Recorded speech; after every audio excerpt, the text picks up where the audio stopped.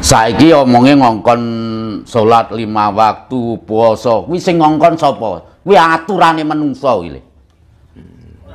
Parah lho omongku ki ya lek nganti salahno. Nggih. Sing ora trima kon rene engko tak omong. Ya jane persis ajaran Pancasila, ketuhanan ora keagamaan le.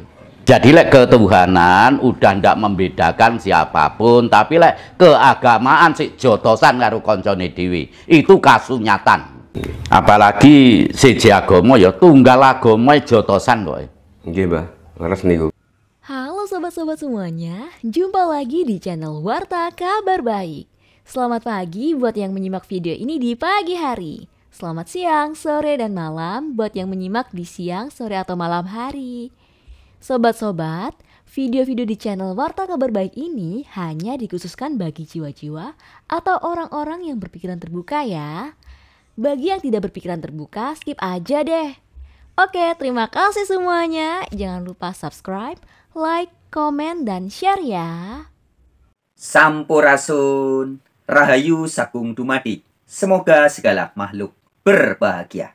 Om Swastiastu, Namo Buddhaya. Shalom Aleichem. Assalamualaikum. Sahabat-sahabat, video kali ini adalah sebuah edukasi ya, suatu edukasi ya. Sekali lagi ini suatu edukasi yang disampaikan oleh Mbah Saeno ya, atau akrab disapa sebagai Mbah No. Di mana video cuplikan ya, jadi yang saya sampaikan ini cuplikan video ini ya, sudah ditampilkan atau disajikan di beberapa channel YouTube ya. Salah satunya di channel YouTube Ngaji Roso. Seperti ini thumbnailnya. Nah, teman-teman, untuk kesempatan kali ini, dengan segala hormat, izinkan saya menyampaikan kembali ya, cuplikannya. Karena ini penting ya, tentang ajaran agama Nusantara. Yang salah satunya bisa disebut sebagai Agomo Kapitayan. Oke, langsung aja ya. Kita simak edukasi dari Mbah No. Selamat menyimak. Wis sudah tertata. Tanda-tanda ajaran Jawa pun badhe mulai bangkit nggih Mbah niku. Yes, mangkane engko gebyare tenan yes sing ditentokne Mbah No tanggal 12 Agustus. Jadi ini arepe nyatakne sing sik jari-jari ngono lho. Kenapa Mbah No kok pakai bulan 8 12 Agustus? Lelek hitungane wong Jawa ki tumurune wahyu ben ngono. Oh. Nggih. Nah niku benjing tanggal 12 Agustus niku acarane no pripun Mbah? Dikemas pripun niku? Sing intine Mbah No mau mendeklarasikan bangkitnya ajaran Jawa. Nah, bangkitnya ajaran Jawa. Sahabat-sahabat, Jawa ini harus dipahami secara universal ya teman-teman ya. Jadi Jawa bukan pulau Jawa ya, bukan orang-orang yang tinggal di satu pulau yang namanya Jawa, juga bukan ya. Jawa itu adalah jumenengane wahyu atau tempat bersemayamnya wahyu. Jawa. Bisa juga Jawa diartikan sebagai pemuja hawa. Jadi orang-orang Jawa adalah orang-orang yang memuja hawa. Hawa inilah urip, hidup ya. Hawa inilah Gusti atau Tuhan. Nah, kalau pakai bahasa Arab, Allah. Ya, apapun sebutannya. Hawa, itulah yang dalam Al-Quran disebut sebagai Zat yang maha tinggi. Kalau pakai istilahnya Alkitab, roh. Ya. God is spirit. Yesus berkata, Allah itu roh. Ya inilah, Allah itu hawa. Ya. Atau kalau dalam bahasa ilmiahnya, teman-teman menyebutnya juga partikel Tuhan. God particle. Ya, kalau saya juga kadang menyebutnya sebagai Sang Maha Energi. Ya, jadi orang-orang Jawa adalah pemuja hawa. Hawa di sini artinya Sang Maha Energi yang ada dalam diri setiap manusia, yaitu nafas kita, ambean, spirit, hawa, zat, energi itu sama ya. Oke, lanjut. Nah, Mbah No yo iso seandainya ada pertanyaan terus bangkite Jawa ki piye? Kan tatanane kan ya padha karo agama to Le. Nggih. Tapi iki bukan agama. Ya kena diarani agama tapi ageman budi kan. Ya, agama budi ya. Jadi ini kebangkitan agama budi. Agama budi itu bukan agama baru teman-teman ya, tetapi sebuah keluhuran yang sebenarnya sudah ada di dalam semua ajaran agama, tapi selama ini sering tertutup ya. Agama budi itu ada di ajaran Dharma Hindu, ada di ajaran Buddha, ajaran berserah diri atau bahasa Inggrisnya surrender, bahasa Arabnya Islam, ada di ajaran Kristianitas atau ajaran Kristen, ya, ada di dalam ajaran Konghucu, ada di dalam ajaran spiritual Nusantara lainnya. Ya, itulah agama budi, ya, keluhuran yang inti dari segala agama. Itulah agama budi. Dan sekarang sudah bangkit agama budi. Kapitayan istilahnya. Nah, niki terkait kali kapitayan, Mbah. Bahwa sakderenge enten agama mlebet ten kene Nusantara ini kan tiyang Jawa sampun gada ageman ajaran sing diwastani kapitayan nggih, Mbah. Nah, kapitayan niku nek mungguh tiyang Jawa kan sampun ajaran ingkang adiluhung. Ya, ajaran mulia. Nah, terus niku Mbah, kapitayan niku seharusnya dimulai saking pundi, Mbah? Terus titik tujuan akhir seperti apa dan harus bagaimana cara menjalaninya, Mbah? Nah, kapitayan itu kan termasuk kepercayaan jadi. Lah lek wis digoleki temune menungso sing ngetutne kapitayan ini kan percaya diri ya. Wedi karo awake dhewe aja nyalahne. Kuwi oleh-oleh wong sing padha ngetutne kapitayan. Ya ringkese tiada Tuhan selain Allah. Tapi kenyataannya sekarang gimana? Malah orang banyak yang beragama ya. Tapi dari penelitiannya Mbah No, orang yang beragama, agama apapun, otomatis belum bertuhan. Orang beragama belum bertuhan. Kenyataannya ngono. Contoh, kabeh tak contohi lho. Kalau bertuhan kan satu ya, Maha Esa. Lek bertuhan wis ora bedakne siapapun, dhisik kan wis tak rocehne. Sak lumai bumi kureping langit kang wujud kang urip, kabeh umat ingsun umat Islam, ingsun kang uripi. Kan wis jelas kan? Kan wis ora bedakne kalau udah bertuhan. Ya jane persis ajaran Pancasila, ketuhanan, ora keagamaan le. Itu loh. Jadi lek ketuhanan udah ndak membedakan siapapun, tapi lek keagamaan sik jotosan karo koncone dhewe. Itu kasunyatan. Apalagi siji agama ya tunggal agama jotosan kok. Nggih, Mbah. Leres niku. Iya, sahabat-sahabat ya, ini adalah fakta, realitas ya. Bukan teori, bukan halusinasi, bukan imajinasi, tapi fakta ya. Orang-orang yang ngaku beragama, faktanya, realitanya, banyak yang sering berantem, bertengkar ya. Bahkan sesama agama, mereknya sama nih. Contoh, ini contoh aja ya. Mereknya sama-sama agama bermerek Islam, tapi jotosan, berantem, bahkan bunuh-bunuhan ya. Kita ingat ya, apa yang disampaikan Pak Said Akil Sirot ini. Maka kerusakan budaya di Arab tidak mungkin akan kembali pulih dalam waktu dekat. Jangan harap martabat bangsa Arab akan pulih 50 tahun akan datang. Sekarang ini bangsa Arab asfalis safilin. Di mata dunia tidak terhormat sama sekali. Di mata dunia bangsa Arab, bangsa yang dianggap biadab. Tidak ada hukum, tidak ada hak asasi manusia, tidak ada ukhuwah Islamiyah maupun watoniyah, tidak ada. Semua menggunakan senjata kekerasan. Nyawa sangat murah, membunuh sangat murah. Pada Islamnya sama ahli sunnah jamaah, sama ahli sunnah jamaah itu kebanyakan. Syiah cuma sedikit Syiah. Sama-sama satu warga bangsa, tapi perang telah menjadi keseharian. Dan juga disampaikan oleh Buya Syakur Yasin. Saya katakan ada masalah di dalam sejarah Islam sendiri, bahwa kodifikasi hukum Islam itu tidak dilakukan oleh lembaga atau institusi resmi negara, tapi itu personal, pribadi Imam Syafi'i, pribadi Imam Maliki, pribadi Hanafi, pribadi Hambali, Maliki, Hambali, Hanafi, Syafi'i, pribadi-pribadi yang hasil studinya saling bertabrakan, saling berbeda sama sekali.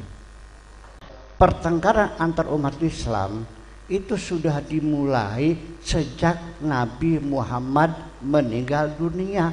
Pada detik pertama sudah pecah kongsi. Persatuan umat Islam sudah pecah kongsi pada detik pertama Nabi meninggal dunia, sampai 3 hari Nabi tidak ada yang mengkafani. Ya, 3 hari, betul? Ya, 3 hari.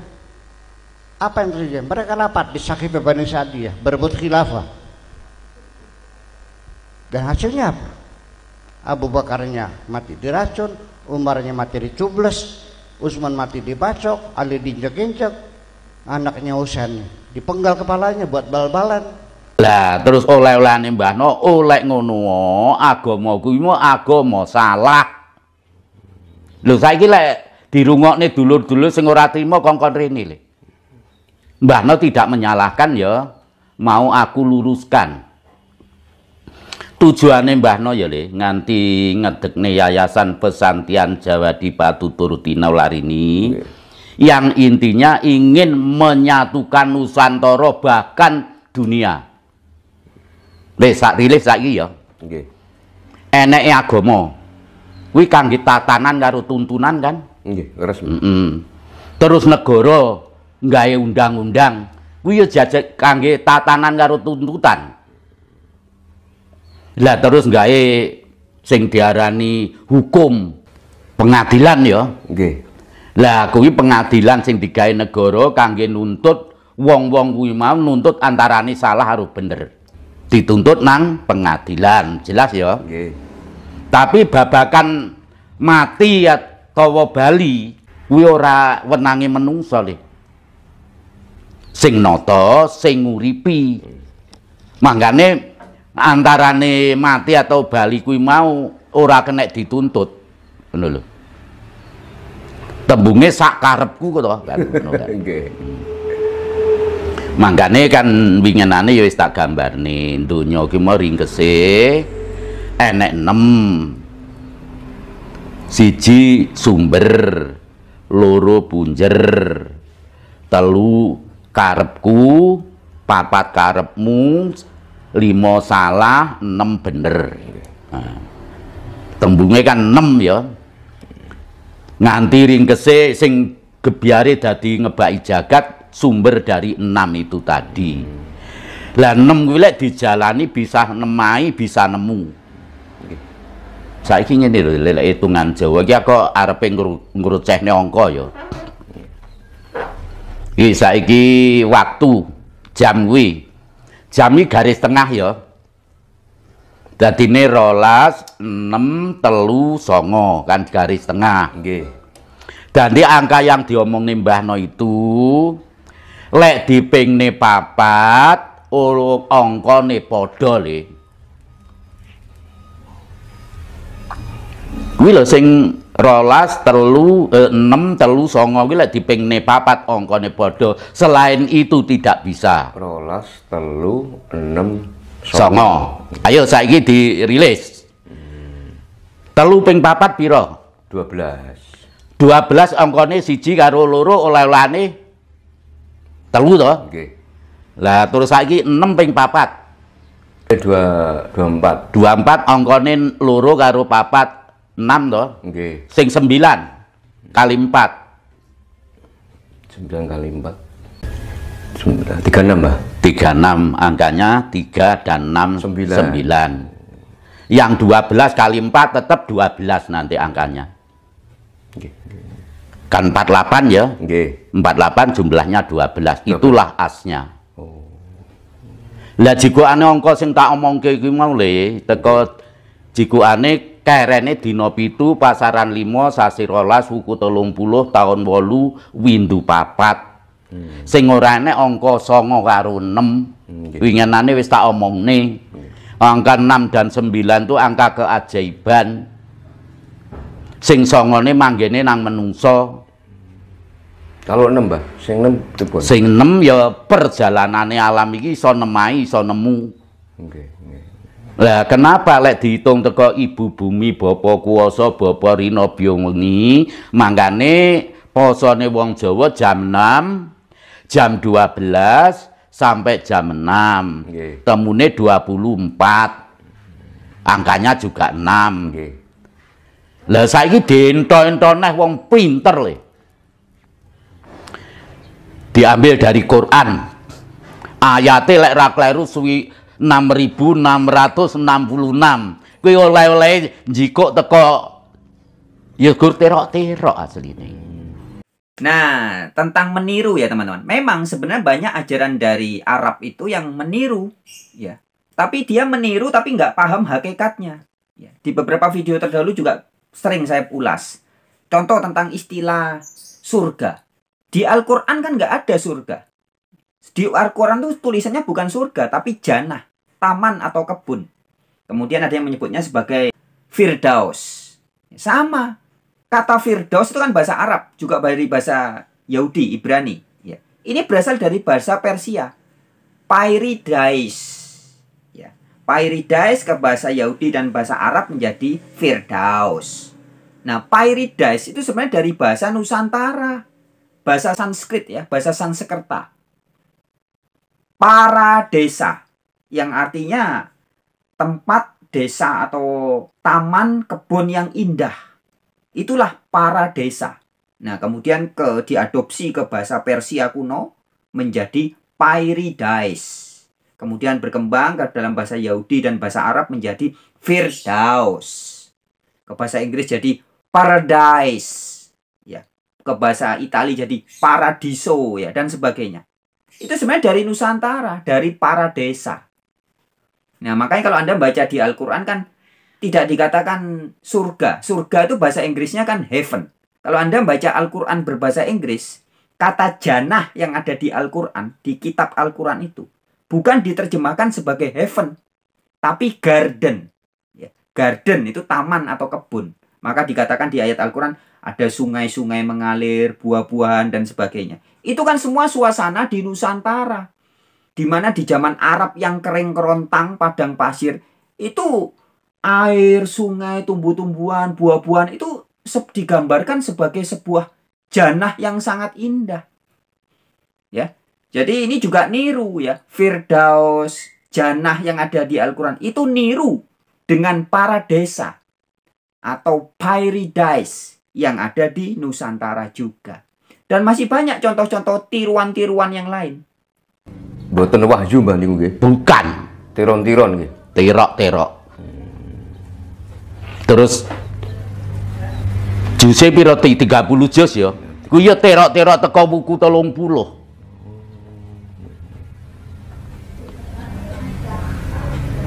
Dadi niku sekedar Mbah intine sedaya niku diambil saking ajaran Jawa niki. Iya, diambil dari sedulur papat 5 pancer wis.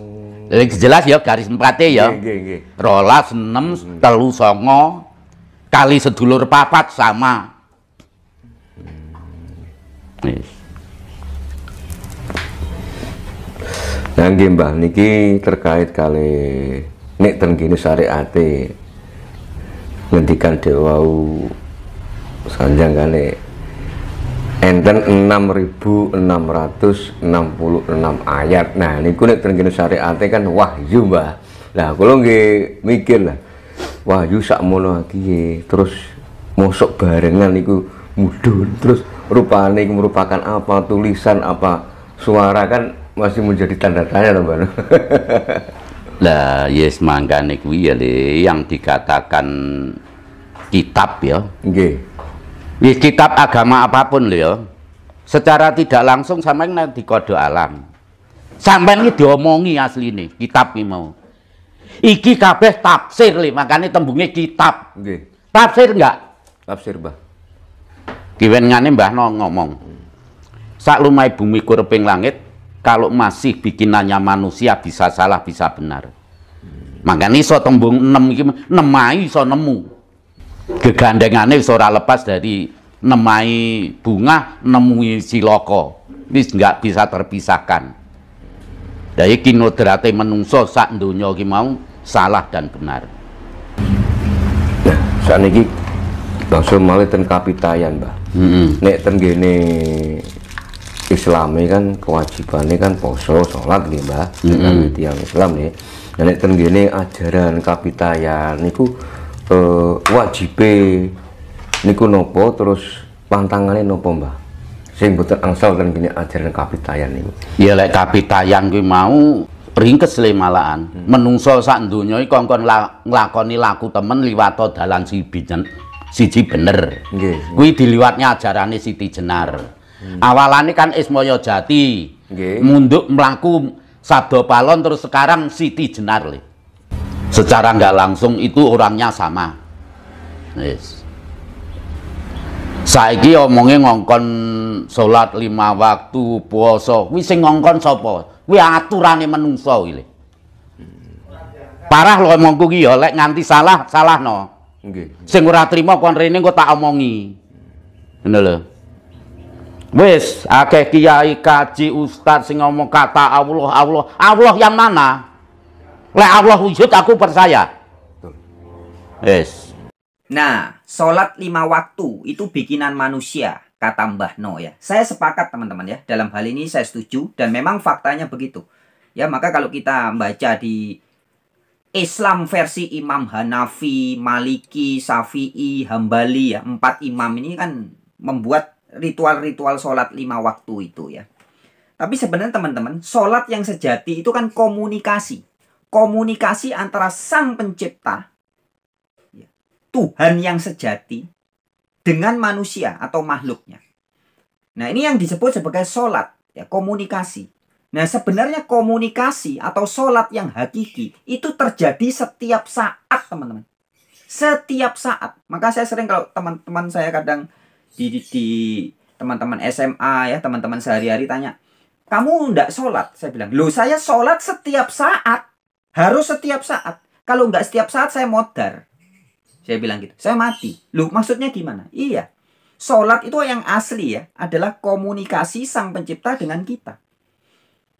Nah, komunikasi ini bentuknya kan bisa apa saja. Saya kasih contoh nyata ya. Sang Pencipta itu kan maha cinta, maha sayang. Maka dia berkomunikasi dengan kita setiap saat. Yaitu dengan bahasa roh, bahasa rasa, juga dengan detak jantung, dengan nafas. Setiap saat kita bernafas itu sebenarnya kita berkomunikasi secara langsung. Ya, bukan lewat perantaraan lagi, tapi ini secara langsung, teman-teman. Nafas itu bukti komunikasi langsung Sang Pencipta dengan kita. Masuk, keluar. Masuk, keluar. Kemudian jantung berdetak. Ya, kalau saya personifikasikan ya. Detak jantung kita itu sebenarnya Sang Maha Kuasa, Sang Maha Hidup itu menyapa kita. Hei, hei. Hei, hei, gitu. Jadi seperti seorang bapak yang sayang sama anaknya, bangun tidur. Le, piye kabare le? Atau ibu, anaknya dilus-lus. Itu kalau manusia ya. Komunikasi itu kan bentuknya bisa macam-macam. Bisa bahasa isyarat, bisa kedipan mata, bisa dipeluk, dipegang sininya, ditepuk-tepuk bahunya, dilus-lus kepalanya. Nah, Sang Maha Pencipta itu setiap hari, setiap saat, teman-teman, berkomunikasi dengan kita secara langsung. Salah satunya, selain rasa ya, segala macam rasa, kapan-kapan kita bahas itu ya. Saya kasih contoh nyata, detak jantung. Detak jantung itu kalau dibahasakan, itu sebenarnya tepuan dari Sang Pencipta. Mas, Mbak Sis, Mas Bro, Mbak Sis, Mas Bro, Mbak Sis ya. Dek, dek, dek, dek ya. Anda makan, tetap jantung berdetak. Disapa. Anda minum, disapa. Anda kencing, beol, wik dengan pasangan Anda. Anda bekerja, melakukan segala sesuatu, terus disapa. Terjadi sholat antara Sang Pencipta dengan kita. Ini yang fakta, ini kasunyatan. Ya, tapi orang kemudian membatasi yang disebut sholat tuh 5 waktu itu. Loh ya, itu kan bikinan manusia semua. Sholat yang sejati itu terjadi setiap saat. Komunikasi Sang Pencipta dengan kita, kita dengan Sang Pencipta. Jadi bukan komunikasi satu arah. Kita ngomong sama Sang Pencipta, itu sholat. Bukan hanya itu. Ini komunikasi 2 arah. Sang Pencipta dengan kita, kita dengan Sang Pencipta. Itulah sholat yang sejati. Nah, masalahnya masih banyak orang yang nggak sadar. Dianggapnya sholat itu kalau berritual. 5 waktu, 7 waktu, 3 waktu, dan sebagainya. Tidak. Sholat yang sejati itu terjadi setiap saat. Nah, masalahnya ego Anda ini sadar enggak? Kadang sadar, kadang enggak. Tapi lebih banyak enggak sadarnya. Dikiranya kita tidak bisa komunikasi dengan Sang Pencipta. Sang Pencipta komunikasinya dulu lewat nabi-nabi, lewat Nabi Musa, lewat Nabi Yusuf, lewat Nabi ini, Nabi itu, Nabi Isa, Nabi Muhammad. Ya. Sekarang sudah tidak berkomunikasi. Itu Sang Pencipta abal-abal. Sang Pencipta yang asli setiap hari berkomunikasi langsung dengan Anda dan saya. Bukan hanya setiap hari, tapi setiap saat. Itulah sholat yang sejati. Kalau memang Allah tuh bisa bicara, mari kita buktikan bersama-sama. Tapi yang boten wong pinter-pinter wi. Mendengarkan suara dari Tuhan. Mbok dhisik nyapa kok dijenengne Tuhan barang ngono kuwi. Lha lek wong Jawa bukan Tuhan. Napa, Mbah? Yang Maha Suci. Yang Sang Yang Tunggal. Yang Maha Suci.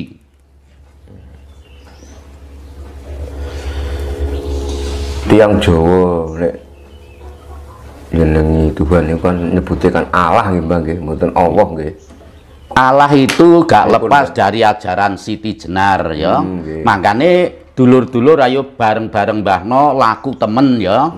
Lakumu bakal teko temene temu apa sing mbok goleki le. Ayo liwato dalan siji bener kuwi lo dalanku kata Siti Jenar ya. Makanya ya aku ya Allah. Aku sejatine nuring Allah bukan Allah. Siti Jenar manusia juga le. Sosok Mbah niku. Sosok manusia nggih. Iya. Aja nek kok Gur Siti Jenar dewa manungsa ya le. Apa nek nabi ya manungsa kan? Tapi kenapa kok diagungke sundul langit? Ayo. Ya wajib kita mengagungkan Allah wujud yang bisa untuk tuntunan. Harus kita agungkan. Apalagi tentang kenegaraan, iso sing iso mulyakne bangsa dan ngamane negarane itu harus dihormati. Nggih. Mbah jenengan dek wau ngendikan dewa niku kan wujud nggih. Nabi nggih wujud manungsa. Lah wujud. Nek dewa ngoten niku wujude pripun, Mbah? Kalih nabi bentene napa? Sekarang kalau diambil dari dewa ya, deep sinar. Sinar kan ya wujud tuh. Tapi ndak bisa diraba kan? Ya lek nabi malah Allah wujud le. Lek dewa masih sinar. Jane ayo lah podo sadar dulur-dulur ya.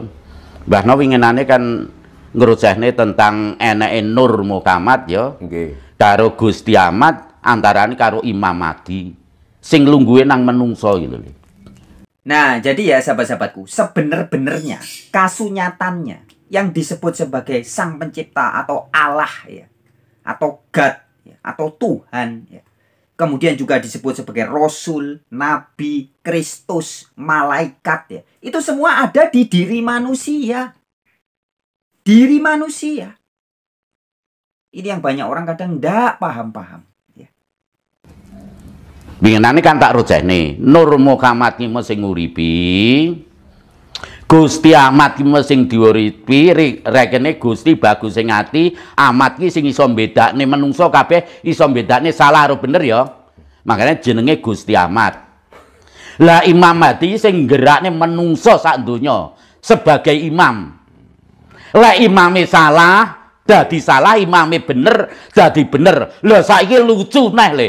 Imam-imam saiki ngimami akeh sing padha salah. Lek ra trimo rene yo. Ayo. Akeh imam salah saiki. Ketok.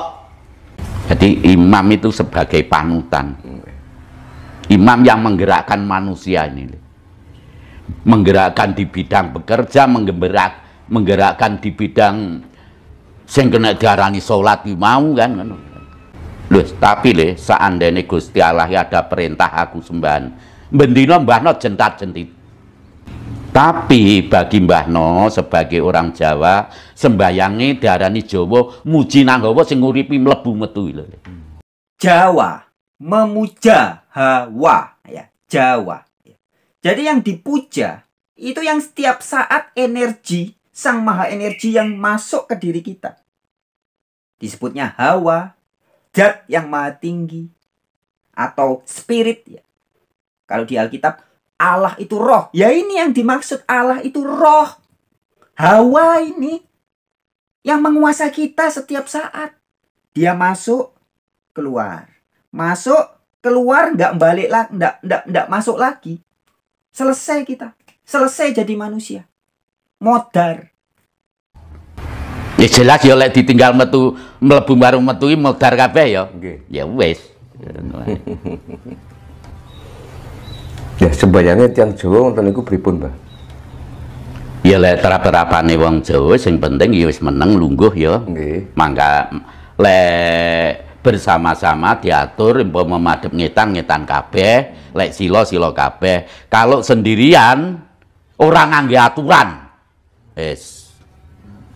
Saisamu aja ngisak-ngisakne, yang penting mengakui keluar dan masuk ini. Ahu.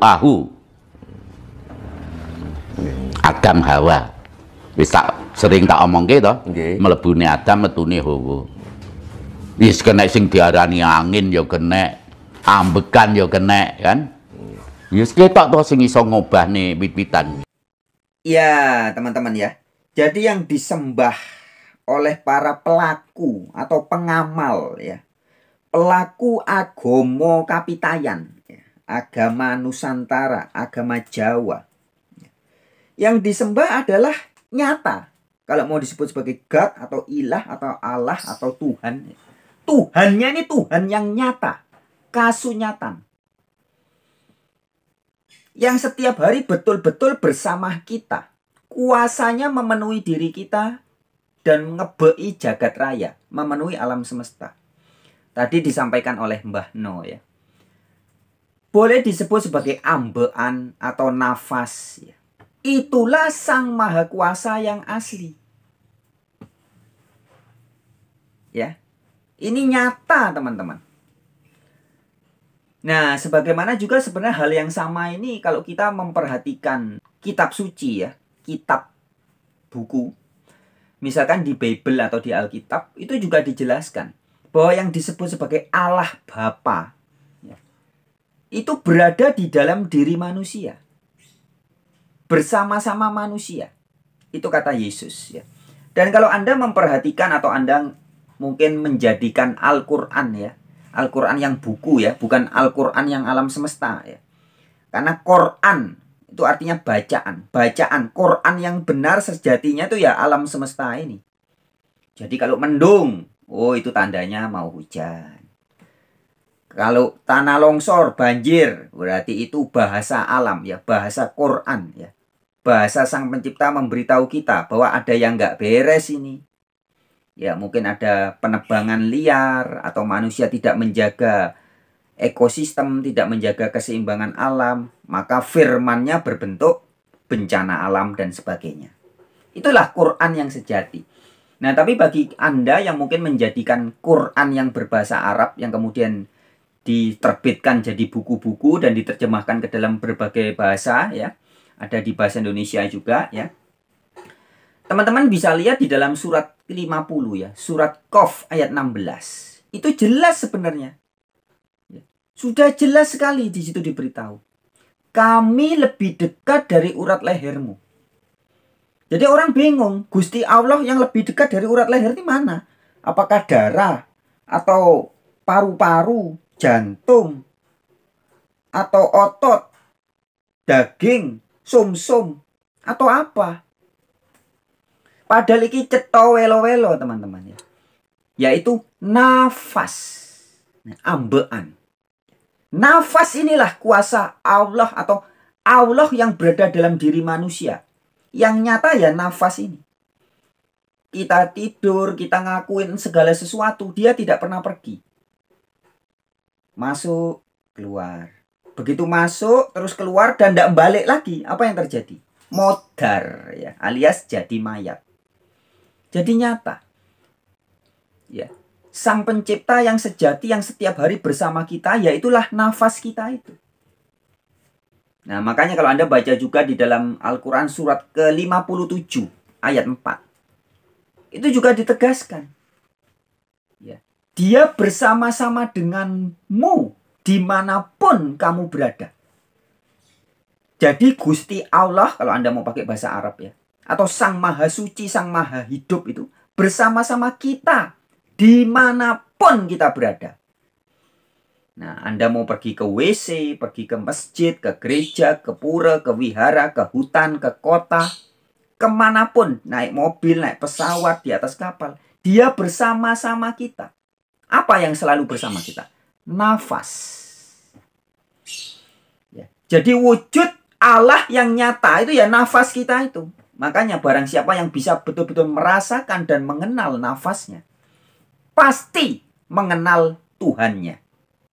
Nah ya teman-teman ya. Jadi ajaran Jawa atau dalam hal ini diwakili oleh agama Kapitayan itu mengajarkan kasunyatan, kenyataan, fakta, realitas. Bukan katanya, ceritanya. Bukan, tapi fakta.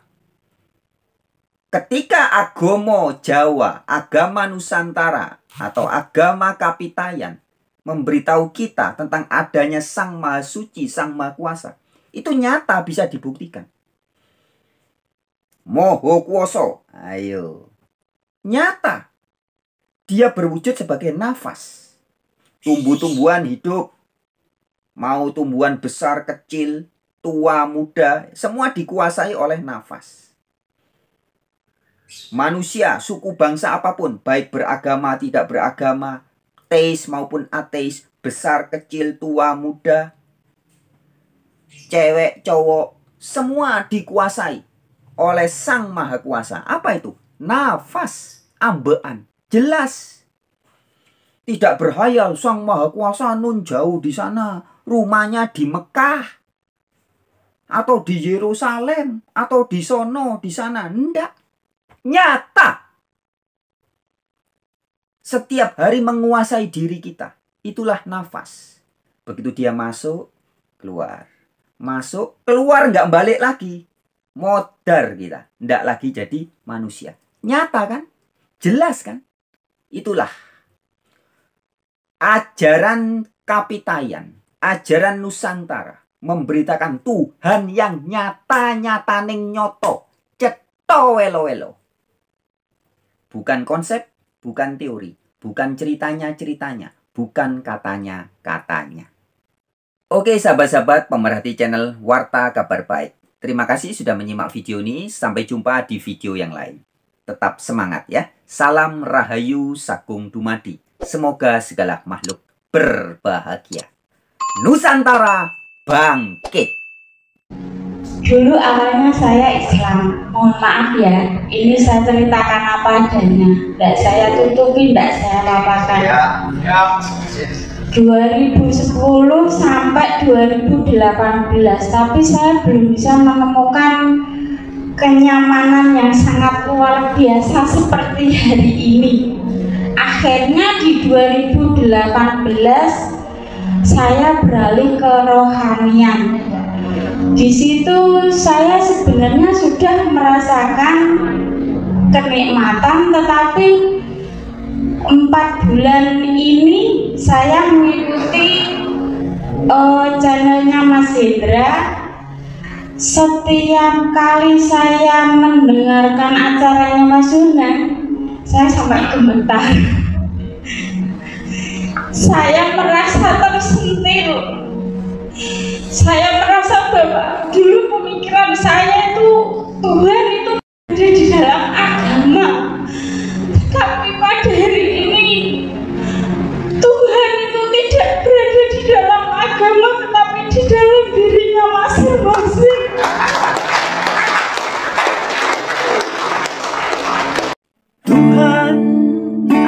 di sini, di dalam jiwa ini.